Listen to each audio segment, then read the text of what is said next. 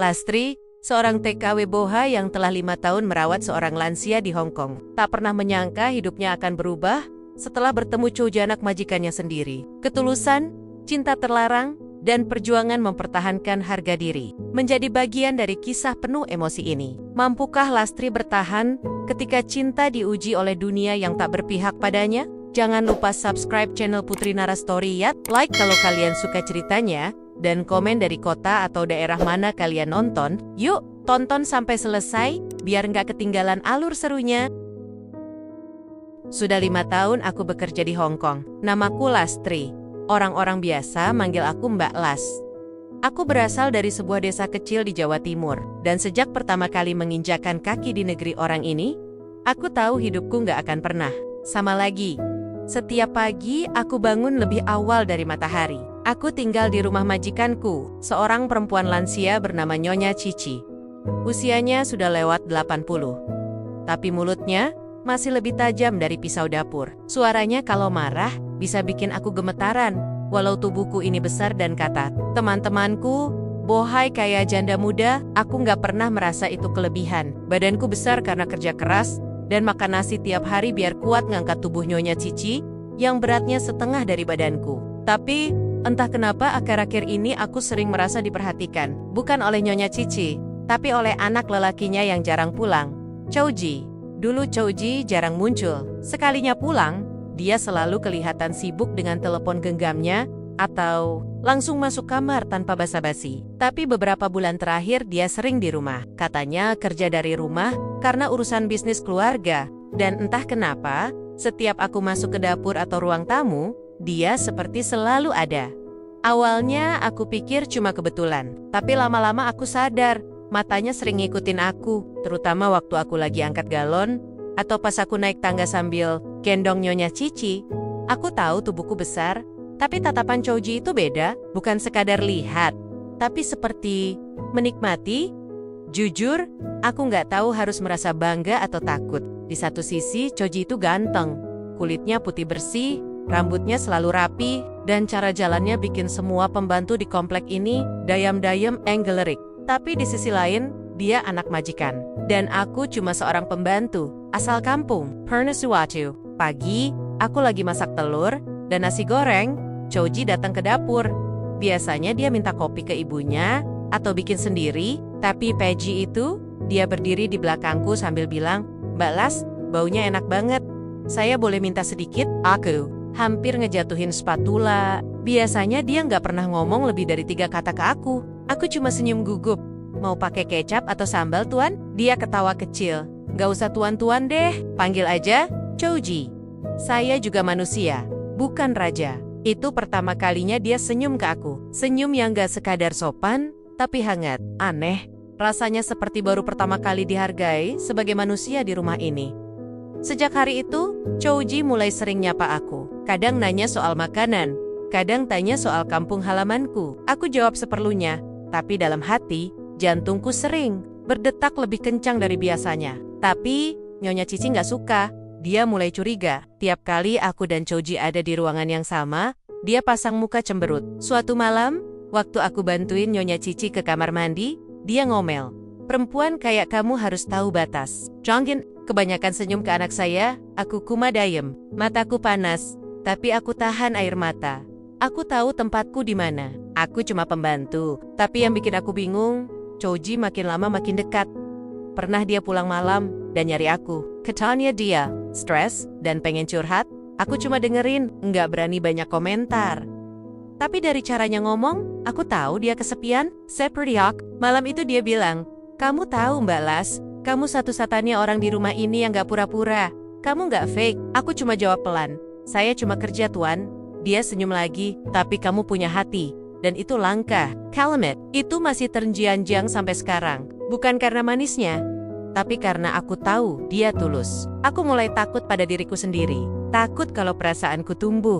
Takut kalau aku salah langkah. Tapi yang paling aku takutkan adalah kehilangan pekerjaan ini. 5 tahun bukan waktu sebentar. Setiap gaji aku kirim buat orang tua di kampung. Adikku masih sekolah, ibuku sakit-sakitan. Aku nggak punya waktu untuk jatuh cinta, apalagi sama anak majikan. Tapi kadang, Hati ini nggak bisa diajak kompromi. Apalagi ketika suatu malam, Choji bilang, kalau aku tinggalin semua ini dan mulai dari nol, kamu mau ikut? Aku nggak langsung jawab, karena aku tahu satu kalimat dariku bisa mengubah semuanya. Tapi malam itu juga, aku sadar, hidupku nggak lagi sama. Dan mungkin, aku nggak bisa lagi pura-pura kuat, karena di balik tubuh gempalku dan wajah penuh minyak ini, ada hati yang dayam-dayam mulai berharap. Sudah 3 hari Koji nggak kelihatan. Biasanya dia selalu nongol di dapur paji-paji, buat minta kopi, atau sarapan buatan tanganku. Tapi sejak malam itu malam, di mana dia bilang soal memulai dari nol, dia menghilang begitu saja. Rama JD, terasa Nyonya Cici makin sering ngedumel, dan aku harus tahan telinga setiap kali dia ngomel soal hal-hal kecil. Aku udah bilang, jangan masak ikan asin pagi-pagi, bau, bentaknya suatu pagi. Aku cuma mengangguk dan lanjut kerja. Tengok, mencuci piring, tapi pikiranku kemana-mana. Aku nggak tahu kenapa hatiku terasa kosong. Bodoh banget, kenapa aku sampai mikirin anak majikan? Bukannya dari awal aku udah tahu tempatku di mana. Sore itu, aku duduk sebentar di taman kecil belakang rumah. Biasanya aku cuma punya waktu 5 menit untuk duduk diam. Itu pun curi-curi waktu sebelum masak makan malam. Angin sore lumayan adem. Aku menatap langit, mencoba mengusir semua pikiran tentang Choji dari kepalaku. Tapi tiba-tiba suara pintu geser di belakang, membuyarkan lamunanku. Lagi istirahat ya, suara itu lembut, dalam, dan terlalu familiar.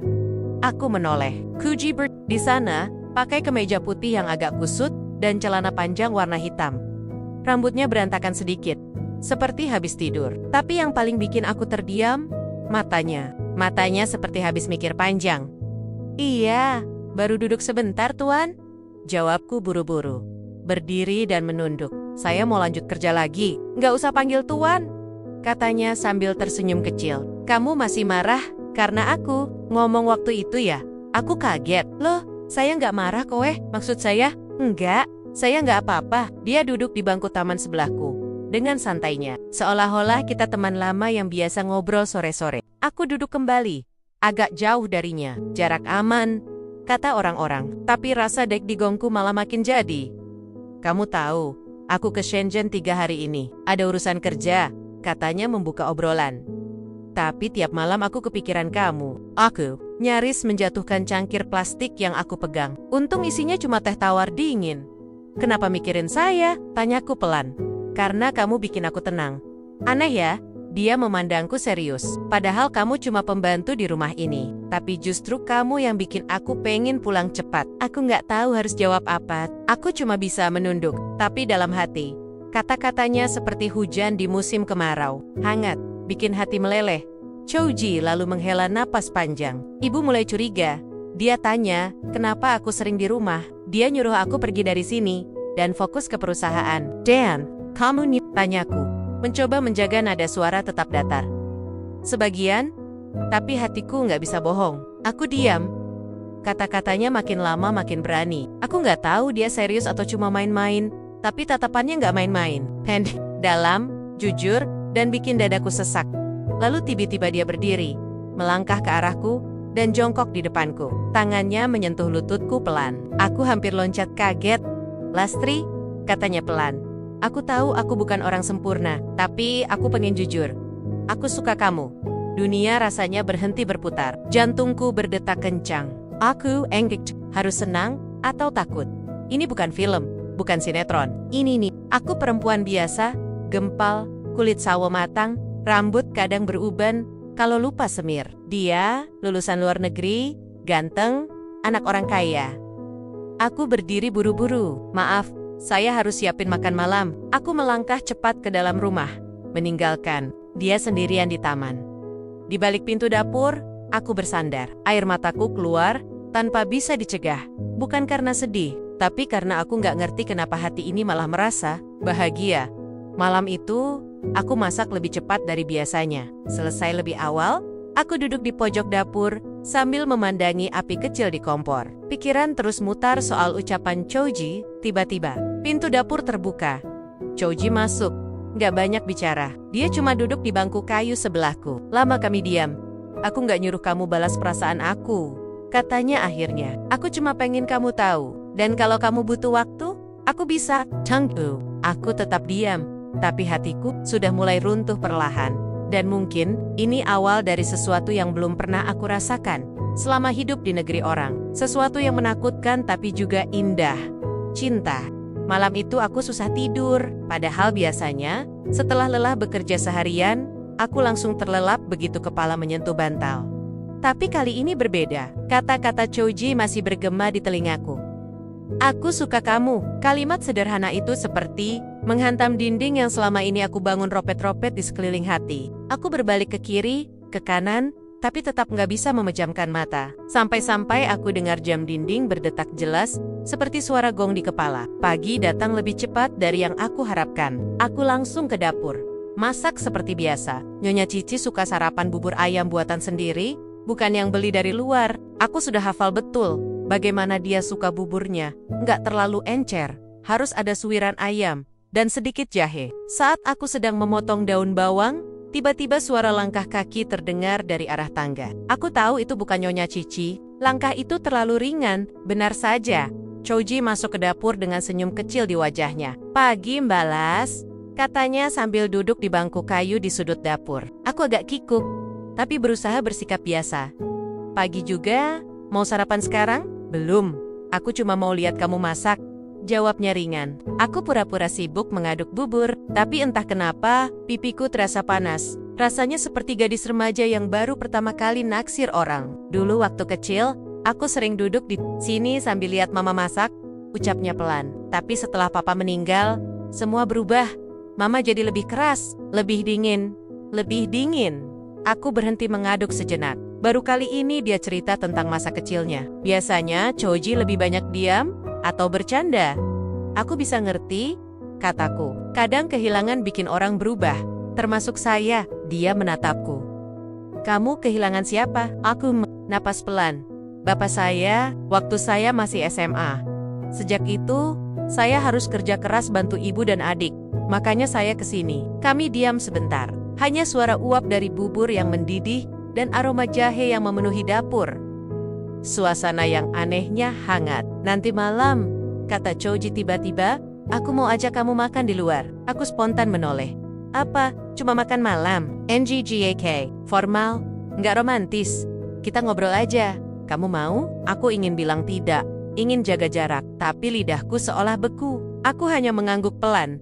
Entah karena ingin tahu apa yang ada di kepalanya, atau karena hati kecilku juga menginginkannya. Malam pun tiba. Aku selesai kerja lebih awal, mandi, dan berdiri lama di depan cermin kecil di kamarku. Aku pakai bak paling rapi yang aku punya, blus biru tua dan celana panjang hitam. Rambutku aku sisir rapi, dan aku semprot parfum sedikit yang aku simpan hanya untuk acara istimewa. Choji menungguku di depan rumah. Dia memakai jaket dan kaos polos, tapi tetap kelihatan rapi dan menarik. "Kamu cantik malam ini," katanya sambil membuka pintu mobil. Aku salah tingkah, cuma bisa tersenyum dan masuk ke mobil. Kami pergi ke sebuah restoran kecil di pinggiran kota. Bukan tempat mewah, tapi suasananya nyaman dan tenang. "Aku suka tempat ini," kata Choji.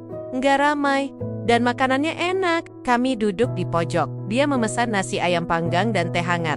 Aku pesan mie udang pedas. Saat makanan datang, kami makan sambil ngobrol tentang banyak hal tentang Hong Kong. Tentang makanan Indonesia yang dia pernah coba, bahkan tentang cita-cita masa kecil. "Aku dulu pengen jadi pilot," katanya sambil ketawa. "Tapi sekarang malah sibuk ngurus bisnis keluarga."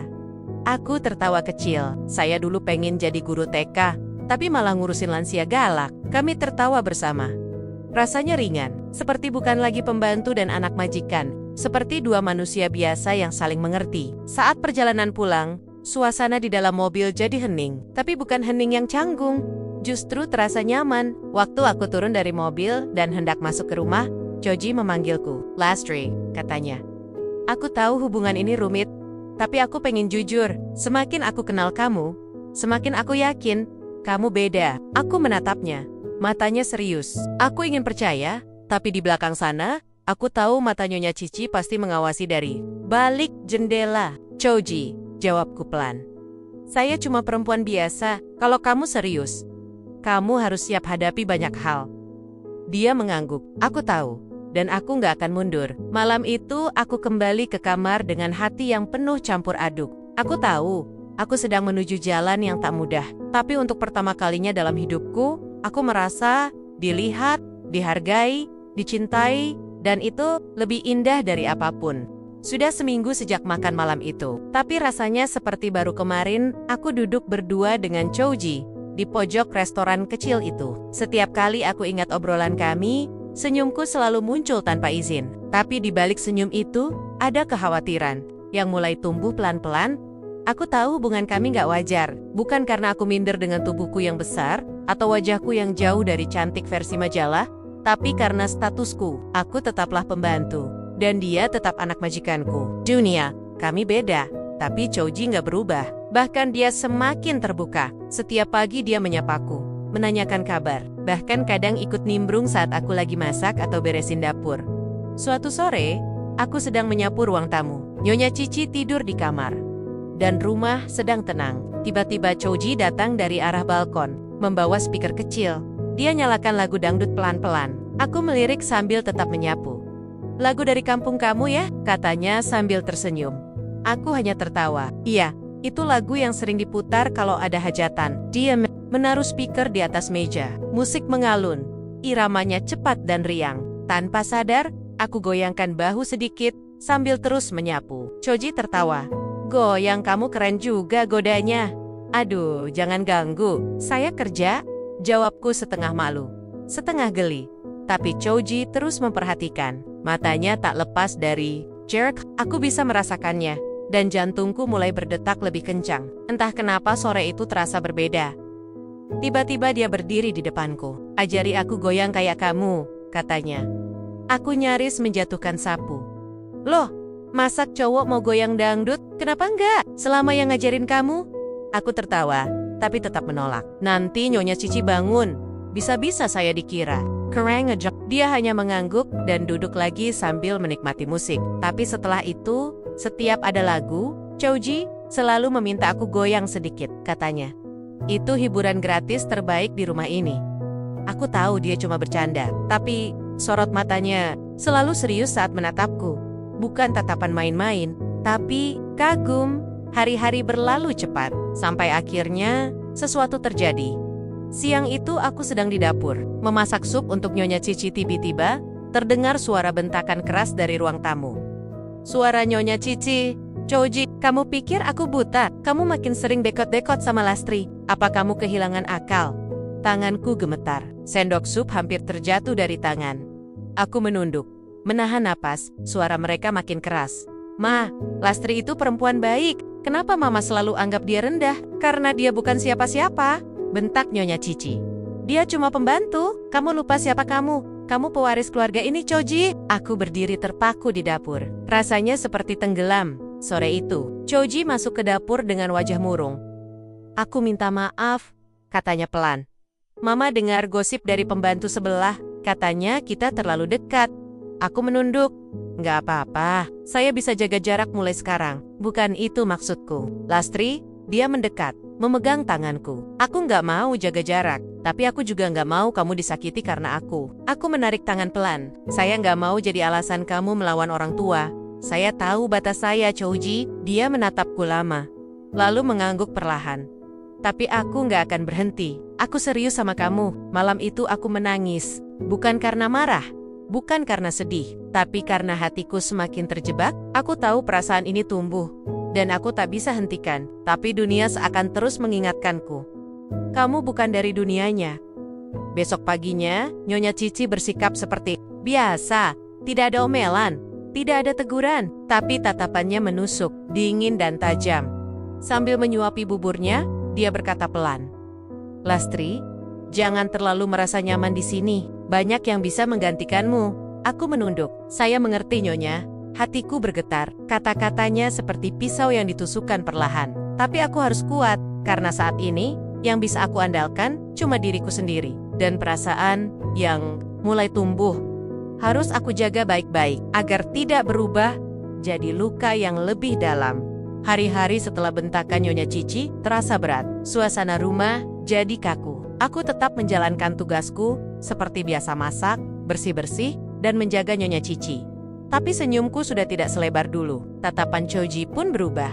Masih ada kehangatan, tapi juga ketegangan. Aku tahu, hubungan kami sudah melewati garis tak terlihat, dan sekarang semua jadi serba salah. Siang itu, aku sedang mencuci pakaian di halaman belakang. Matahari terik, tapi angin cukup kencang. Aku menggantung pakaian satu persatu, mencoba mengalihkan pikiranku. Namun tiba-tiba, suara langkah kaki terdengar dari arah pintu belakang. Lastri, suara itu membuatku menoleh cepat. Chouji berdiri di sana, membawa 2 gelas plastik berisi es teh. Lagi panas-panas begini, kamu pasti butuh ini, katanya, menyodorkan 1 gelas padaku. Aku ragu, tapi akhirnya kuambil juga.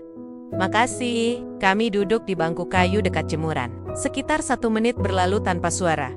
Aku tahu kamu mulai menjauh, katanya pelan. Dan aku ngerti, tapi aku nggak bisa pura-pura biasa. Aku menatapnya. Chouji, kamu anak satu-satunya. Masa depanmu ditentukan ibumu. Kalau kamu terus dekat dengan saya, semuanya bisa berantakan. Dia menggeleng pelan. Aku lebih takut kehilangan orang yang buat aku ngerasa hidup.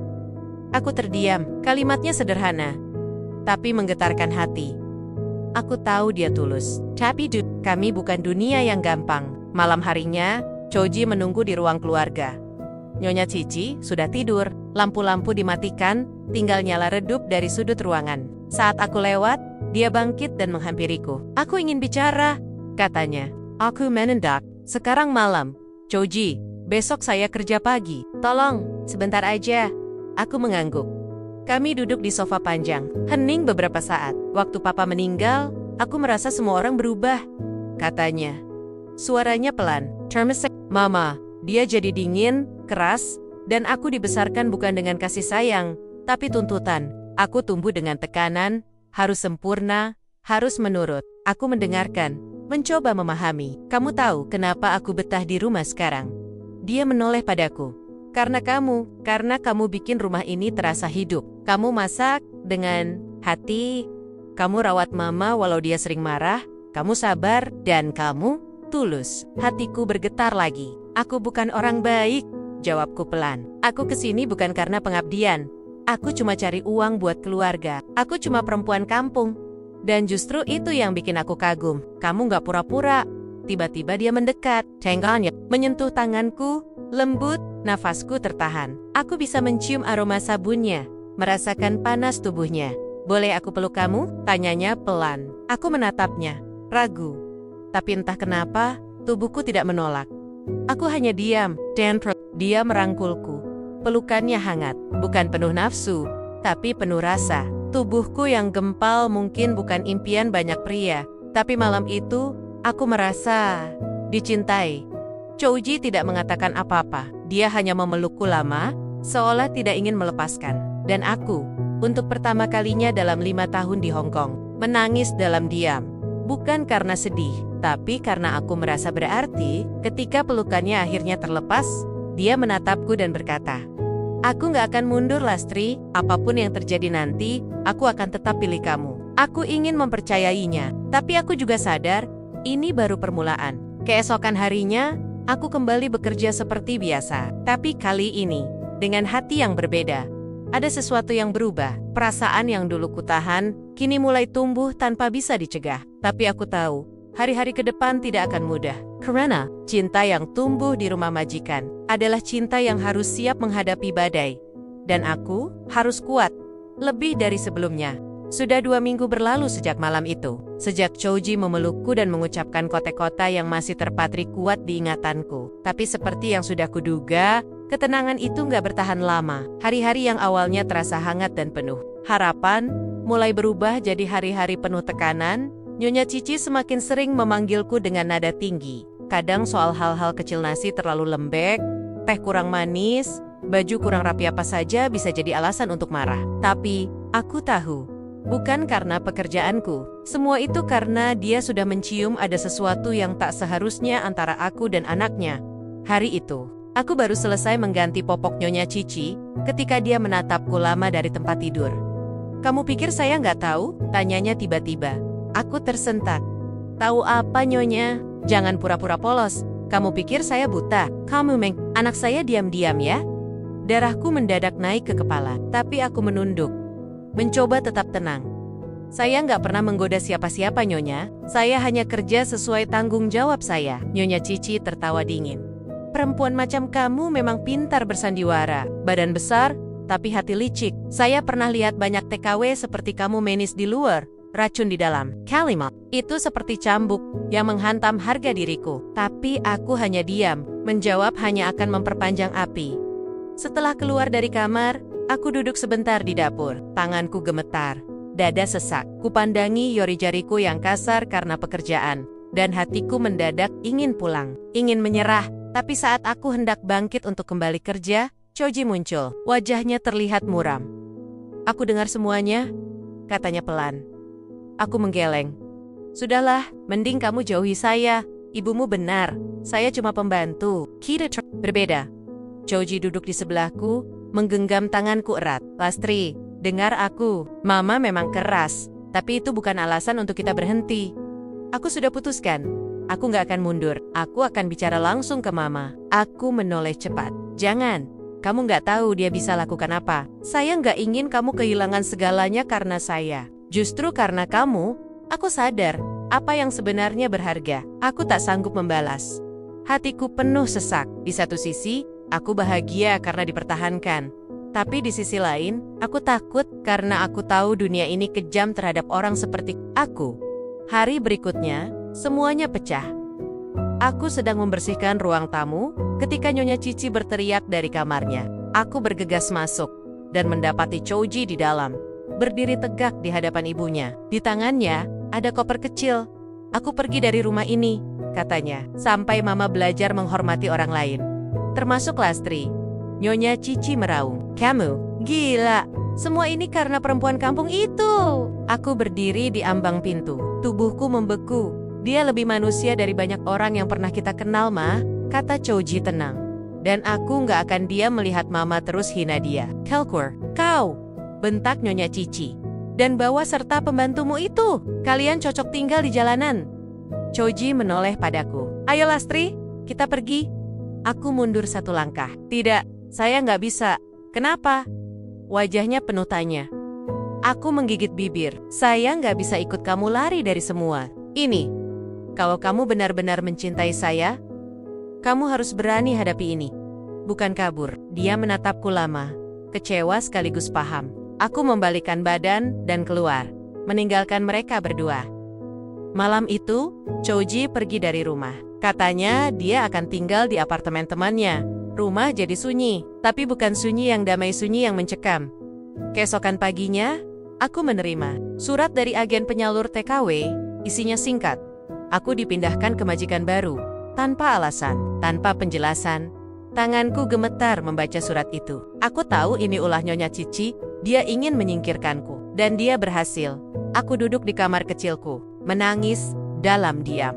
Bukan karena takut kehilangan pekerjaan, tapi karena harus kehilangan satu-satunya orang yang membuatku merasa layak dicintai. Tapi di balik semua luka itu, aku sadar, ini bukan akhir, ini baru permulaan. Cinta kami sedang diuji. Don Jekeme, benar, maka tak ada jarak, status, atau penghinaan yang bisa memisahkan kami selamanya.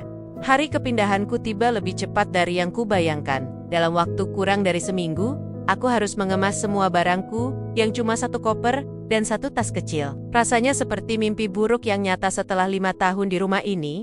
Aku harus pergi bukan karena salahku, tapi karena cinta yang kutemukan dianggap aib. Nyonya Cici tidak berkata sepatah kata pun sejak surat pemindahan itu keluar. Dia hanya memerintah seperti biasa, seolah tak terjadi apa-apa. Tapi aku tahu, dalam diamnya, dia puas. Pagi itu, sebelum mobil dari agen penyalur datang, aku membersihkan kamar untuk terakhir kalinya. Kupandangi dinding tempat aku pernah menangis, tersenyum, bahkan berdoa saat rinduku pada kampung tak tertahankan. Semua kenangan bercampur jadi satu di kepalaku. Rasanya sesak. Kupandangi koper yang sudah penuh. Tak ada yang mewah di dalamnya. Hanya beberapa helai baju, selendang dari ibu, dan foto keluarga kecilku yang selalu kuselipkan di dompet. Tiba-tiba, suara ketukan pelan terdengar dari pintu dapur. Aku mengintip dari jendela kecil, dan hatiku langsung melonjak. Choji berdiri di sana. Aku segera membukakan pintu. Wajahnya terlihat letih, matanya sembab seperti habis bergadang, tapi dia tetap tersenyum. Lastri, katanya pelan. Kamu benar-benar akan pergi? Aku mengangguk. Suratnya sudah turun. Saya nggak bisa menolak. Dia menatapku dalam. Aku nyesel. Harusnya aku tahan mama dari awal. Harusnya aku lindungi kamu. Ini bukan salahmu, jawabku lirih. Kita hanya hidup di dunia yang gak ramah buat orang seperti saya. Dia mendekat, memegang tanganku. Aku gak peduli, aku akan cari kamu. Dimanapun kamu ditempatkan nanti, aku akan datang. Aku menggeleng pelan. Jangan Chuji, kamu harus pikirkan masa depanmu, keluargamu, perusahaanmu, masa depan. Apa kalau aku hidup tanpa hati? Katanya tegas. Aku terdiam. Ucapan itu manis, tapi aku terlalu lelah untuk berharap lebih. Boleh aku peluk kamu terakhir kali? Bisiknya. Aku menahan air mata, lalu mengangguk.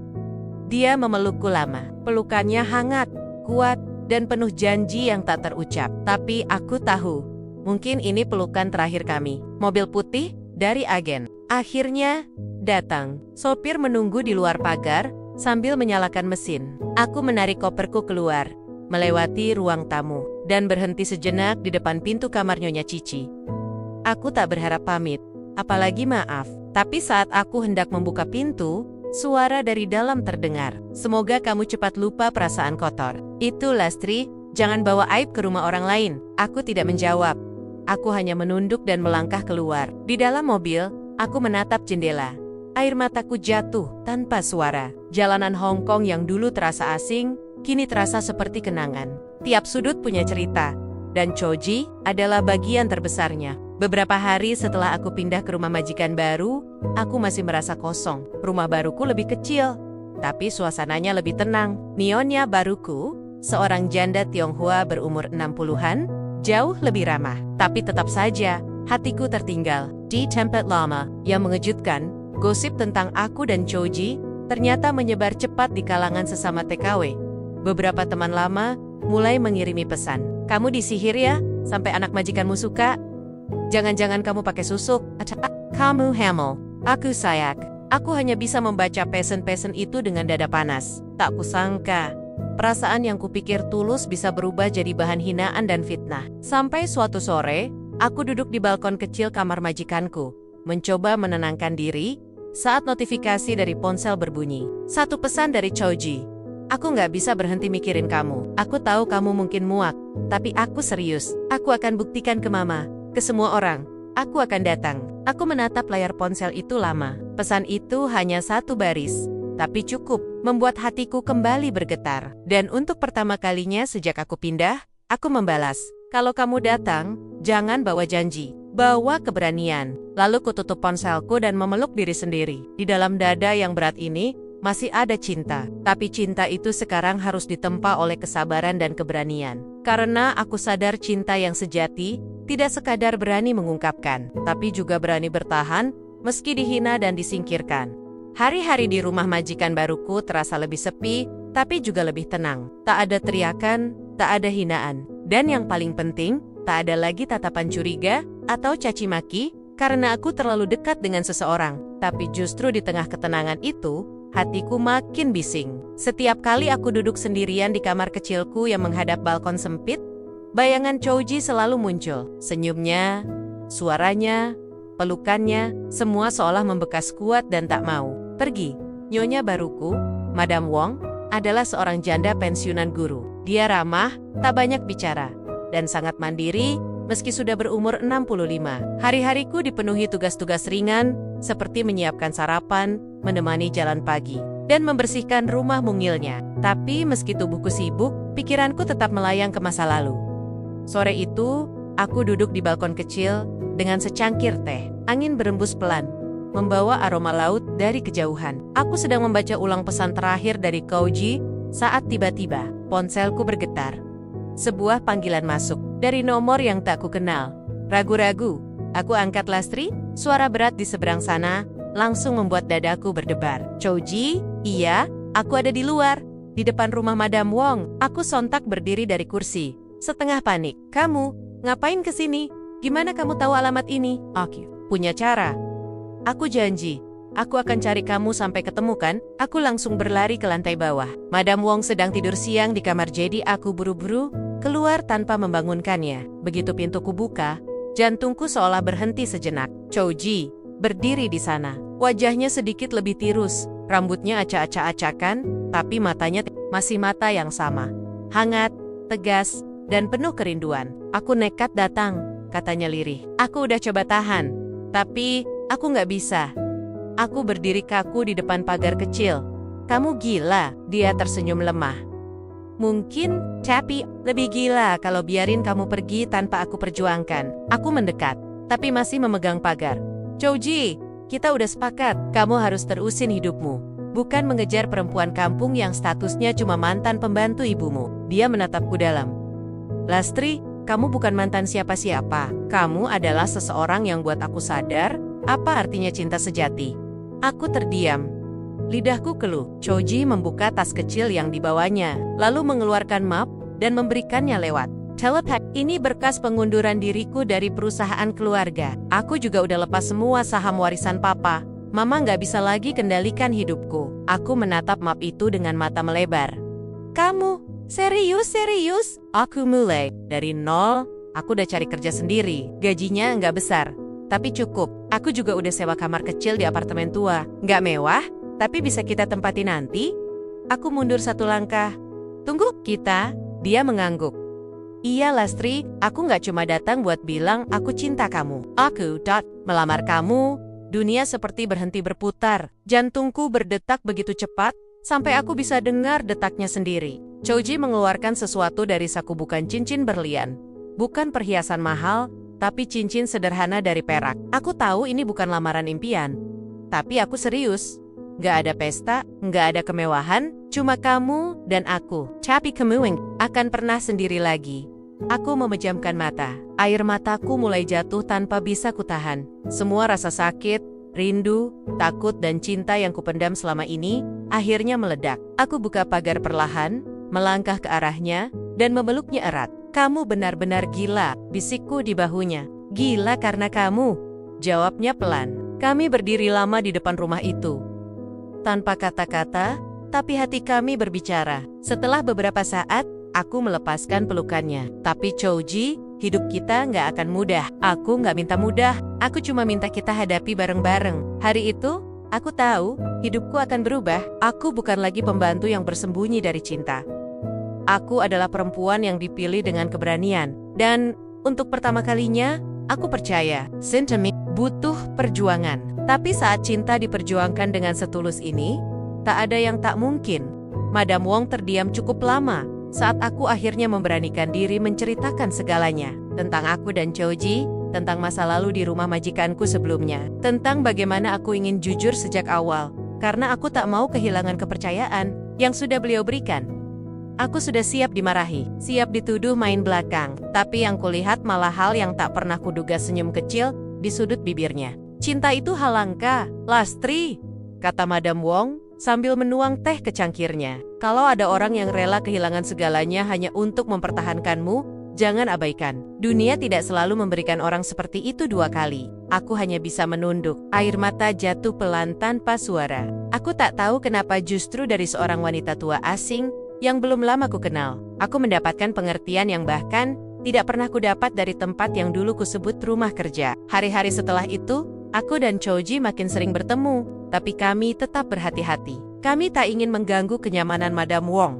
Dan yang paling penting, aku masih belum siap benar menghadapi kenyataan bahwa hidupku akan berubah selamanya. Suatu sore, aku dan Chouji duduk di bangku taman dekat rumah. Angin musim gugur berembus pelan. Daun-daun kering berjatuhan seperti menghantarkan musim baru dalam hidupku. Lastri, katanya. Suaranya lembut tapi jelas. Kita harus tentukan langkah. Aku nggak bisa terus begini. Aku mau hidup bersamamu. Kita menikah secepatnya. Aku menatapnya ragu. Menikah di sini? Ya, kita bisa ke kantor catatan sipil, legal, tanpa pesta, tanpa keributan. Nggak usah khawatir soal status. Aku udah urus semuanya. Kamu pun bisa tetap lanjut kerja kalau mau, atau berhenti kalau kamu capek. Aku menghela napas panjang. Sebagian dalam diriku ingin langsung berkata iya, tapi ada bagian kecil yang masih takut. Takut gagal, takut ditinggal, takut mimpi ini hanya sementara. Kalau suatu saat Kamu sadar kamu menyesal, Choji? Gimana? Tanyaku pelan. Kalau kamu merasa hidup dengan aku itu nggak sepadan. Choji menggenggam tanganku erat. Lastri, aku bukan anak kecil lagi. Aku tahu yang aku pilih. Kalau aku hanya cari yang sepadan, mungkin aku akan nikahi perempuan dari dunia yang sama. Tapi yang aku cari bukan kesepadanan, tapi ketulusan. Dan itu aku temukan di kamu. Aku tak tahan lagi. Kupeluk dia erat, membiarkan semua keraguan runtuh perlahan. 3 hari kemudian, kami menikah secara sipil. Hanya aku, Choji, dan 2 orang saksi dari kantor pemerintah. Tanpa gaun putih, tanpa pelaminan. Hanya cincin perak dan janji sederhana. Sore itu, setelah resmi menjadi istri Choji, aku duduk berdua dengannya di ruang kecil apartemennya. Menghadap jalan sempit, tapi di balik sempitnya ruang, hati kami terasa luas. Aku nggak punya banyak, Lastri, katanya sambil menyuguhkan semangkuk mie instan. Tapi kamu bisa pakai kompor kapan aja. Nggak ada yang nggoter-nggoter rasa masakanmu. Aku tertawa. Dan kamu bisa makan masakan kampung tiap hari. Asal kuat dengan pedasnya. Kami makan sambil menatap satu sama lain. Bahagia yang sederhana, tapi sangat nyata. Beberapa minggu berlalu. Dan perlahan, hidup baru kami terbentuk. Aku masih bekerja dengan Madam Wong di pagi hingga sore. Choji bekerja di toko elektronik kecil di pusat kota, membantu bagian logistik. Penghasilannya memang tak seberapa. Tapi kami tak pernah kekurangan tawa. Tapi seperti yang sudah kuduga, badai tak berhenti begitu saja. Suatu malam, telepon Choji berdering. Wajahnya berubah begitu melihat nama di layar. Dia menatapku sekilas, lalu mengangkat. Mama, katanya singkat. Aku menunggu dalam diam. Dari Kayohon, aku bisa mendengar suara keras Nyonya Cici di seberang. Suara yang dulu begitu ku kenal, kini terdengar lebih getir. Apa dia marah? Tanyaku saat Choji menutup telepon. Choji mengangguk pelan. Dia bilang, aku anak durhaka. Katanya aku memalukan keluarga, tapi dia juga bilang, dia akan datang ke sini. Dia mau lihat sendiri kehidupan yang kuanggap layak. Aku membeku. Dia mau ke sini? Iya, 3 hari lagi. Malam itu, aku tak bisa tidur. Bukan karena takut, tapi karena aku tak ingin wanita itu datang dan merusak lagi apa yang susah payah kami bangun. Tapi aku tahu, cepat atau lambat, masa lalu harus dihadapi. 3 hari lagi, aku harus berdiri di depan wanita yang dulu mengusirku. Dari hidup anaknya. Bukan sebagai pembantu, tapi sebagai menantu. Sebagai istri dari pria yang dia besarkan. Dan aku tak tahu apa yang akan terjadi nanti. Tapi satu hal yang aku tahu pasti. Aku tak lagi sendiri. Kini, aku punya seseorang yang menggenggam tanganku erat. Dan bersamanya lah aku akan melangkah. Apapun yang menanti di depan. 3 hari berlalu seperti angin badai cepat. Penuh ketegangan, dan membuatku nyaris sesak napas. Hari kedatangan Nyonya Cici pun tiba. Pagi itu, aku bangun lebih awal dari biasanya. Kupastikan rumah bersih. Semua sudut terang daun mea makan. Terisi teh hangat, serta camilan kecil yang semoga bisa sedikit meluluhkan hatinya. Meski aku tahu, wanita seperti Nyonya Cici tidak mudah ditenangkan hanya dengan teh melati atau biskuit kacang. Choji belum banyak bicara sejak tadi malam. Dia hanya menggenggam tanganku sesekali, seolah memastikan bahwa aku tidak akan pergi, bahwa dia juga tidak akan mundur. Jam 10 pagi, bel pintu apartemen berbunyi.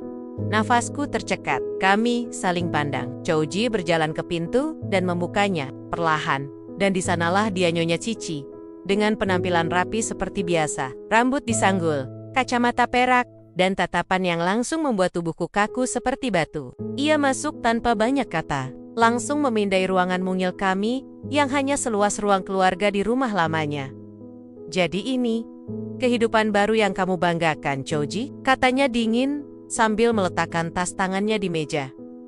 Ya, Ma, ini hidup yang aku pilih, jawab Choji tegas. Tatapannya beralih padaku, matanya menyipit seperti dulu. Dan kamu, Lastri, sekarang kamu resmi jadi istri anak saya. Aku menelan ludah. Iya, Nyonya, panggil saya ibu. Kalau kamu merasa pantas, aku tak menjawab. Kupilih diam, menunduk sopan. Nyonya Cici duduk di sofa. Kamu tahu, saya didik anak saya untuk jadi pewaris, seorang pemimpin. Tapi sekarang dia memilih hidup di apartemen sempit, menikahi perempuan dari kampung, tanpa gelar, tanpa keluarga. Dan kamu bangga? Choji hendak bicara, tapi aku lebih dulu angkat suara.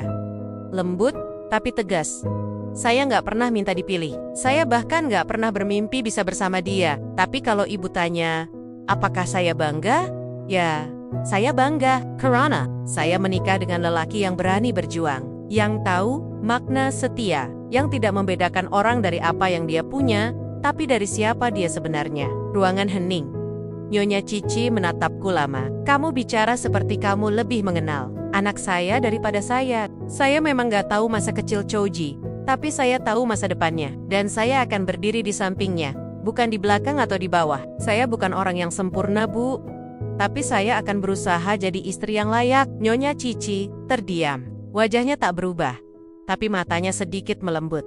Dan kamu, Choji, katanya. Apa kamu benar-benar ingin menyerahkan segalanya demi ini? Choji mengangguk tanpa ragu. Iya, Ma. Ini bukan soal meninggalkan kekayaan. Ini soal menjadi manusia yang memilih jalan sendiri. Kalau Mama belum bisa terima sekarang, nggak apa-apa. Tapi tolong jangan hina Lastri. Dia lebih kuat dari siapapun yang pernah aku kenal.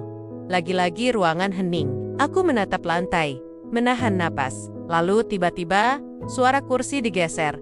Nyonya Cici berdiri. Saya tidak datang ke sini untuk bertengkar. Saya datang untuk lihat sejauh mana kamu bertahan. Dan dari apa yang saya lihat, dia menatap kami bergantian. Kalian tidak main-main. Tanganku berkeringat. Aku tak tahu apa yang akan dia katakan selanjutnya. Aku tidak akan memelukmu, Lastri. Juga tidak akan langsung mengakuimu sebagai menantu. Tapi mulai hari ini, aku berhenti melawan pilihan anakku. Dadaku sesak. Tapi kali ini, bukan karena takut, tapi karena lega yang tak bisa kuungkapkan. Terima kasih, Bu, kataku pelan. Dan satu hal lagi, tambahnya. Jaga dia baik-baik, karena kalau suatu hari kamu menyakitinya, tatapannya kembali tajam. Aku tetap ibunya. Aku mengangguk. Saya janji. Ia mengambil tasnya kembali, lalu menatap Choji.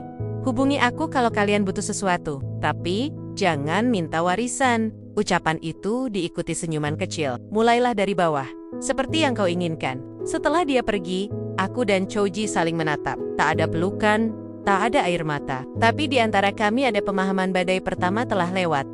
Aku duduk di sofa, akhirnya bisa bernapas lega. Choji memelukku dari samping. Kepalanya bersandar di bahuku. Kita masih harus belajar jadi suami istri, Lastri, katanya pelan. Tapi hari ini, kita lulus satu ujian penting. Aku mengangguk. Dan mungkin besok ujian lain datang. Tapi kali ini, aku siap. Karena kita bareng-bareng. Kami tidak punya rumah besar. Tidak punya banyak uang. Tidak punya restu penuh. Tapi kami punya tekad, cinta, dan keberanian. Dan itu cukup untuk melangkah ke bab berikutnya dalam hidup kami. Hidup kami setelah kedatangan Nyonya Cici mulai terasa lebih stabil. Meski beliau belum sepenuhnya menerima, setidaknya ia berhenti memusuhi. Itu saja sudah terasa seperti pencapaian besar dalam hidupku yang sederhana. Setiap pagi, aku tetap bekerja di rumah Madam Wong.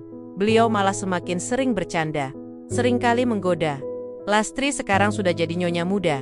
Tapi tetap rajin ya. Aku hanya tertawa sambil mengelap meja atau menyapu lantai. Sementara itu, Choji sibuk dengan pekerjaannya di toko elektronik. Gajinya tidak besar, tapi cukup untuk kebutuhan kami berdua. Dia sering pulang membawa sisa makanan dari toko atau diskon peralatan rumah tangga. Dan perlahan, kami mulai belajar hidup sebagai pasangan sungguhan. Bukan hanya soal romantis, tapi tentang menyatukan dua kepala yang punya banyak perbedaan. Aku, yang terbiasa hidup hemat, sering mengomel kalau Choji beli barang yang menurutku tidak perlu. Dia, yang terbiasa bebas, sering kesal karena aku selalu ingin semuanya rapi dan terjadwal. Pernah suatu malam, kami bertengkar hanya karena dia lupa menutup-tutup botol sabun cucian piring. Aku kan kerja dari pagi sampai sore, apa harus ingat? Tutup botol juga, katanya dengan nada tinggi. Kerja itu bukan alasan untuk jadi ceroboh, Choji. Aku juga kerja, tapi tetap ingat hal kecil. Kami saling diam sepanjang malam. Tapi keesokan harinya, aku bangun dan menemukan selembar catatan kecil di meja makan. Maaf ya Lastri, tutup botolnya sudah aku pasang. Tapi kalau ada tutup hatimu yang masih kebuka buat aku, tolong jangan tutup rapat-rapat. Aku sambil menangis membaca itu. Dan aku tahu, meski kami berbeda, kami saling berusaha. Itu yang membuat hubungan kami bertahan. Tapi ujian kembali datang, seperti yang sudah kuduga. Sore itu, saat aku pulang dari rumah Madam Wong, aku melihat Choji duduk di sofa dengan wajah serius. Di tangannya, ada amplop putih. Apa ini? Tanyaku sambil melepas kerudung dan duduk di sampingnya. Dari perusahaan Mama, jawabnya. Katanya, mereka sedang ekspansi dan butuh orang yang bisa dipercaya. Mama ingin aku balik, tapi kali ini bukan sebagai pewaris. Hanya sebagai karyawan, aku membeku. Kamu mau? Dia menatapku. Aku belum tahu. Gajinya lebih besar, stabil. Tapi aku takut. Semua ini jebakan. Kalau aku masuk, bisa saja perlahan-lahan Mama tarik aku balik ke dunia lamaku. Aku mengangguk perlahan. Kalau kamu tanya aku lebih suka kamu tetap seperti sekarang. Bukan karena aku takut kamu berubah, tapi karena aku tahu kamu lebih bebas sekarang. Lebih hidup. Choji memegang tanganku. Tapi, aku juga mikir, Lastri, kalau aku kerja di sana, kita bisa nabung buat masa depan. Anak-anak kita nanti, mungkin suatu hari, kamu nggak perlu kerja lagi. Aku terdiam. Kalimatnya menyentuh. Tapi, juga aku tak ingin jadi penghalang, tapi aku juga takut kehilangan versi Choji yang sudah kukenal sekarang, versi Choji yang sederhana, jujur, dan merdeka. Apa kamu yakin, Mama nggak akan manfaatin kesempatan ini buat tarik kamu kembali? Tanyaku hati-hati. Belum tahu, jawabnya jujur. Tapi aku janji, keputusan apapun yang aku ambil, kamu tetap jadi prioritas. Aku menghela napas panjang. Kita pikirkan sama-sama. Ya? Jangan buru-buru, karena ini bukan cuma soal pekerjaan, tapi soal arah hidup kita. Dia mengangguk dan mencium keningku. Kamu memang tulang punggung jiwaku, Lastri. Hari-hari berikutnya, kami benar-benar duduk bersama dan membahas semuanya. Kami hitung pemasukan, pengeluaran, kebutuhan masa depan, rencana punya anak. Bahkan soal kemungkinan membeli rumah kecil di desa suatu hari nanti. Diskusi yang dulu terasa jauh, kini kami hadapi dengan kedewasaan yang tak pernah kubayangkan bisa kulalui bersama Choji. Dan pada akhirnya, Choji memutuskan untuk mengambil tawaran itu. Tapi dengan syarat, dia bekerja sebagai staf biasa, bukan manajer, bukan wakil direktur. Dia ingin mulai dari nol dan membuktikan bahwa dia bekerja, bukan karena nama belakangnya. Keputusan itu membuatku bangga sekaligus khawatir. Tapi aku tahu, dia sudah jadi pria yang tak bisa dipermainkan lagi oleh siapapun. Bahkan ibunya sendiri. Malam sebelum dia mulai kerja di perusahaan itu, kami duduk di balkon apartemen. Aku menyeduh 2 cangkir kopi sachet, dan kami duduk berdampingan, menatap lampu-lampu kota Hong Kong yang berkelap-kelip. Besok kamu mulai petualangan baru, kataku sambil menyandarkan kepalaku di bahunya. Iya, jawabnya pelan. Tapi rumahku tetap di sini. Di kamu? Kami tertawa pelan. Malam itu, aku sadar satu hal. Hidup tidak selalu tentang tempat, tinggal besar, harta, atau status. Hidup adalah tentang siapa yang memegang tanganmu saat badai datang, dan siapa yang tetap duduk di sebelahmu saat semua lampu padam. Dan aku bersyukur, karena tangan itu adalah tangan Choji.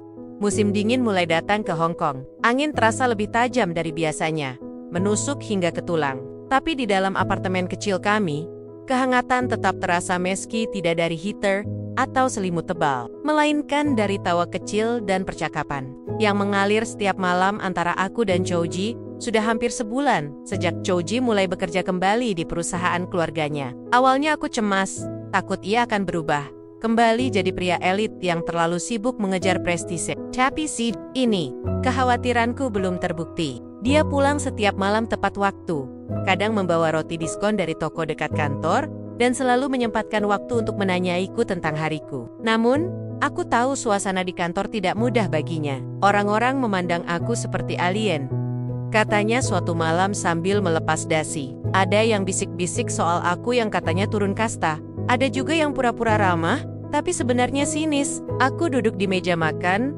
sambil menghidangkan sup hangat. Kamu kuat, Choji. Kamu tahu kenapa kamu di sana. Dan itu yang penting, bukan untuk mereka, tapi untuk kita. Dia tersenyum lelah, tapi tulus. Kamu selalu jadi alasan kenapa aku bisa terus bertahan. Kupikir badai besar sudah lewat, tapi aku salah. Satu sore, saat aku pulang dari rumah Madam Wong, kulihat seorang wanita muda berdiri di depan apartemen kami. Dia mengenakan mantel mahal, tas branded, dan kacamata hitam yang bahkan saat matahari sudah redup, masih tetap dipakainya. Aku mengerutkan dahi. Bisa saya bantu? Wanita itu menoleh dan menurunkan kacamatanya. Kamu pasti Lastri? Katanya datar. Hatiku langsung waspada. Iya, saya. Anda siapa? Dia tersenyum miring. Saya Elvira. Dulu hampir jadi tunangannya Choji. Dunia rasanya berhenti berputar sejenak. Elvira, nama yang dulu pernah disebut Choji sekali, lalu tak pernah lagi dibahas. Katanya hanya masa lalu. Dia nggak pernah cerita ya? Tanyanya sinis. Kami dijodohkan sejak dulu, tapi kamu datang dan semua berantakan. Aku menahan napas. Kalau kamu mau bicara baik-baik, ayo masuk. Tapi kalau hanya mau menghina, lebih baik kita sudahi di sini. Elvira tertawa pelan. Tenang saja, aku cuma mau kasih tahu sesuatu. Keluarga kami punya koneksi kuat di perusahaan tempat Choji kerja sekarang. Kamu pikir dia aman? Selama dia tetap bersamamu, kariernya nggak akan naik. Aku mengepalkan tangan. Choji bukan tipe pria yang menyerah karena tekanan. Benar, tapi semua orang punya batas. Dan saat batas itu dilewati, apa kamu siap? Lihat dia hancur karena pilihannya jatuh ke kamu. Mataku mulai panas. Tapi aku tetap berdiri tegak. Kalau kamu datang untuk mengancam, kamu salah pintu. Aku bukan perempuan yang bisa dibungkam dengan ancaman halus. Sayang sekali, katanya sambil tersenyum tipis. Aku hanya bicara kenyataan. Tanpa menunggu balasan, dia pergi begitu saja. Langkahnya mantap, seperti wanita yang yakin dunia masih di genggamannya. Malamnya, aku tidak langsung cerita ke Choji. Aku hanya diam, menyiapkan makan malam seperti biasa. Tapi saat kami duduk berdua, dia menatapku lama. Ada apa, Lastri? Mukamu nggak seperti biasanya. Aku menunduk. Hari ini aku kedatangan tamu. Dia mengernyit. Siapa Elvira? Choji langsung menegakkan tubuh. Dia ngomong apa ke kamu? Dia bilang, kamu nggak akan pernah bisa naik jabatan kalau tetap bersamaku. Choji mendengus. Aku tahu dia akan mulai gerak, tapi aku nggak nyangka secepat ini. Aku menatapnya. Apa benar mereka bisa pengaruhi kariermu? Dia terdiam sebentar. Bisa, tapi bukan berarti aku biarkan. Aku menghela napas panjang. Choji, aku nggak mau kamu kehilangan semua karena aku. Dia berdiri dan memegang kedua bahuku. Lastri, dengar, aku tahu betul apa yang aku pilih. Kalau aku naik jabatan karena ikut permainan mereka, itu bukan prestasi. Tapi, kalau aku bertahan dan membuktikan diri karena kerja keras, itu baru harga diri. Dan kamu, Lastri, adalah bagian dari harga diriku. Air mataku jatuh pelan. Aku cuma takut. Aku juga takut, tapi lebih takut kehilangan kamu. Malam itu kami duduk lama, berpegangan tangan dalam diam. Angin dari luar makin dingin. Tapi di dalam ruangan kecil kami, cinta dan keberanian saling menghangatkan. Aku sadar, perjuangan kami belum selesai. Tapi aku tahu satu hal, apapun yang terjadi nanti, kami akan tetap berjalan bersama meski pelan. Meski harus berlawanan arah dari dunia.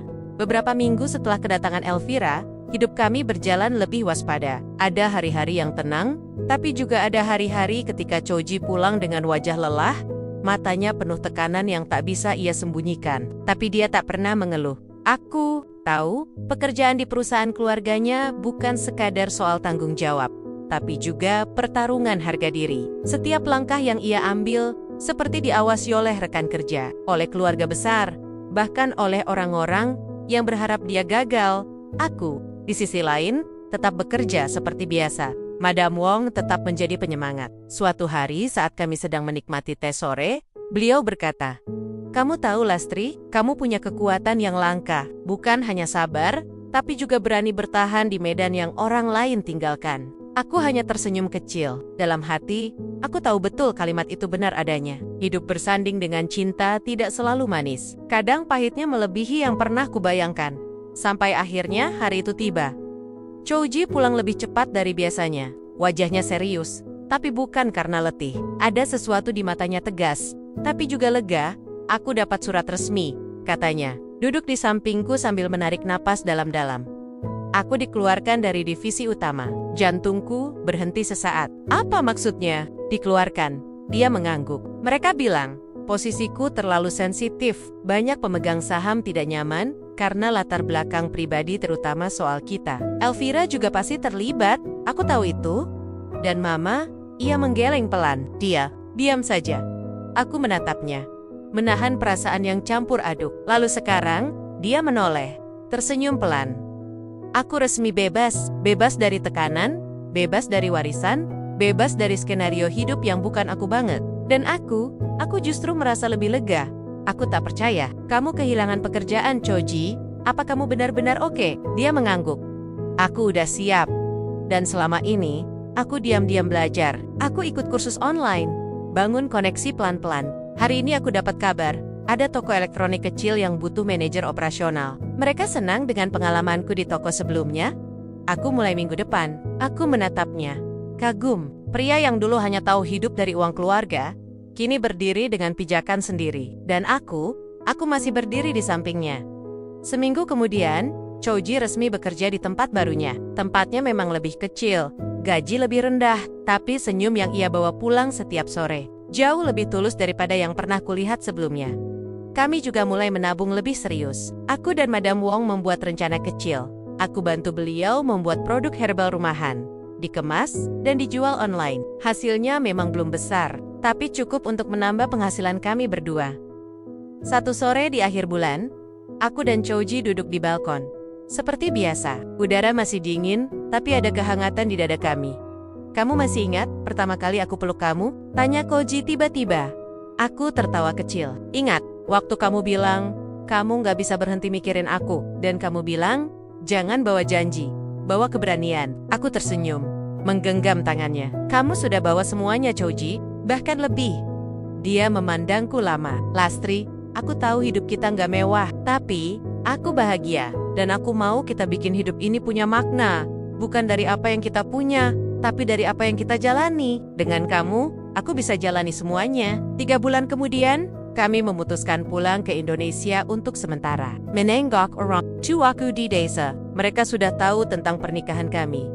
Dan meski awalnya kaget, akhirnya mereka menerima dengan penuh kehangatan. Chouji diajak keliling sawah, mencicipi tempe goreng dan sambal terasi buatan ibu. Bahkan belajar naik motor bebek bersama adikku. Rasanya ini lebih damai dari segala hal yang pernah aku punya, katanya suatu malam sambil duduk di teras rumah ibu.